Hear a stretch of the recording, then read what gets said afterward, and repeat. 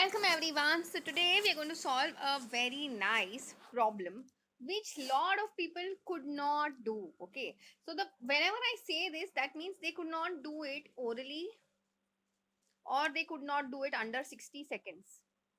As many of you all know, I train people for entrances like CAT, GMAT and IPMAT. Okay.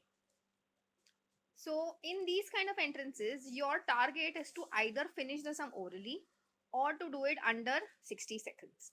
Now, something like this cannot be done if you do not have proper understanding of rules of logarithm. So for those who do not understand the rules of logarithm or who are still confused, then please type a yes in the comment section. I will definitely make a video on the rules of logarithm.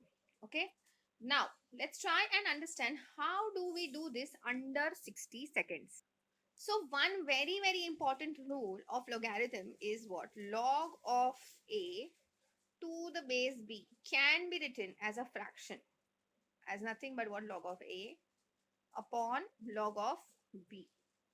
So let's apply this rule over here as well as here. So this becomes log of a upon log k into log of k upon log 7. Okay, so this cancels, and this is still equals to 2. So therefore, you came to the point where log of a upon log 7 is equals to 2. Okay, so now let's reverse this. We have got this point to this point, right? So I can go from here to here. So now I can say therefore log of 2a, sorry, not log of a to the base 7 is equals to 2.